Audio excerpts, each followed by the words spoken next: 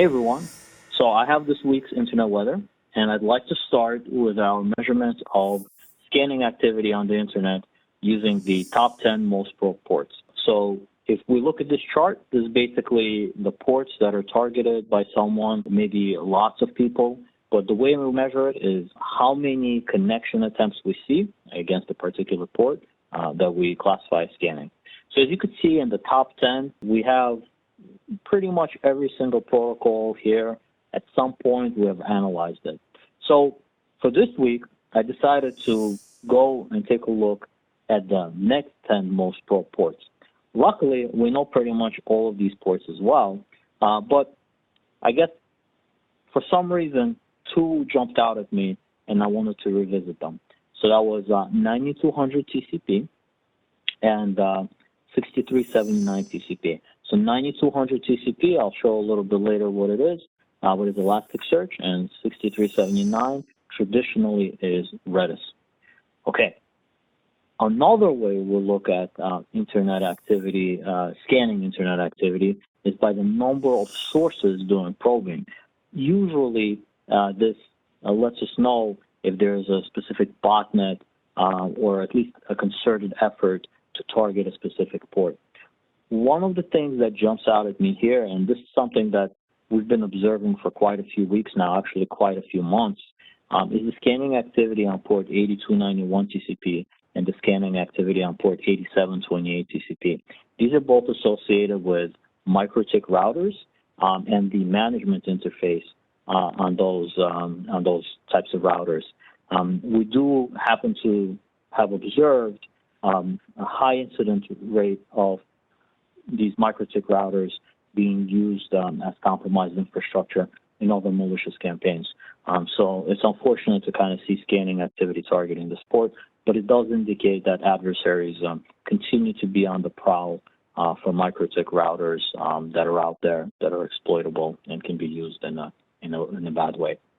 So what did I want to do? Well, I wanted to zoom in on a couple of the ports that I highlighted before. They just kind of spoke to me. Maybe it's an interesting number like 9200 TCP, and explored a little bit to see what do we have in our honeypot logs for this activity and what do we observe over the past few days on this port.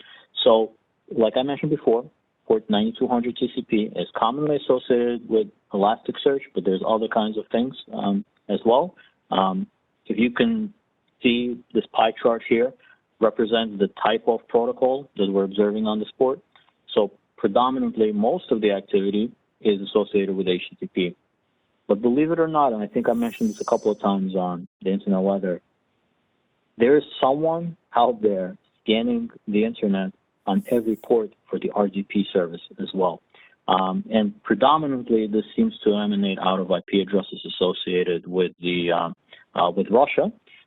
So if you are out there and you're running RDP on a high numbered port or on a strange port, just know that there's somebody looking for that device, and they'll likely do some sort of brute forcing attack against your service.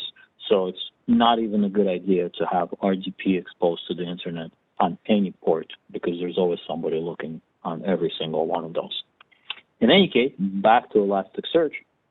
I'm not sure if many people are familiar with Elasticsearch, but Elasticsearch is a protocol that allows people to put like log data or other type of data information. A lot of people use it for log data, but it could be any kind of information, and then they apply like an index on top of it, so it makes it really easy to search the data.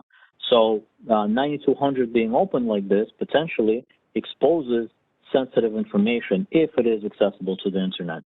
So over the past few days, you could see hundreds of IP addresses all over the world interested in this. Some of the things that we could see in the honeypot is some of the URLs or endpoints that they're interested in. So people are looking to enumerate the nodes associated with your cluster, the different indices you might have, or even attempt to see if the search interface is exposed so they can search your data. I know we've heard a lot about S3 buckets being exposed or other sensitive data being exposed. This is an example of something like that. So you really shouldn't have Elasticsearch exposed to the internet. And if you are watching this and you're like, wait, we run an Elastic cluster, just double check and make sure that you don't have it exposed to the internet in an unexpected way, and that you do have those protections in place so that the data you put in there remains secure and safe.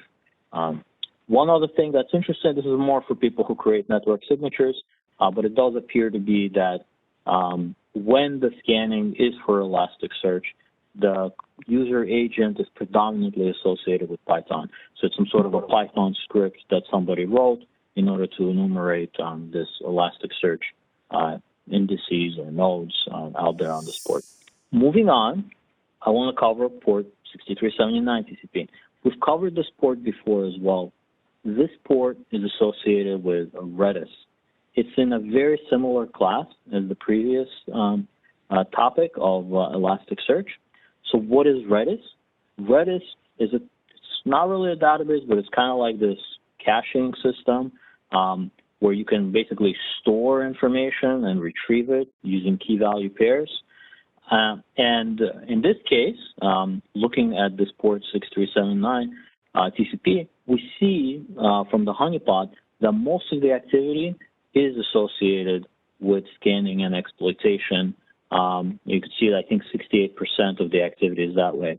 Now, there are still people looking for HTTP on every port.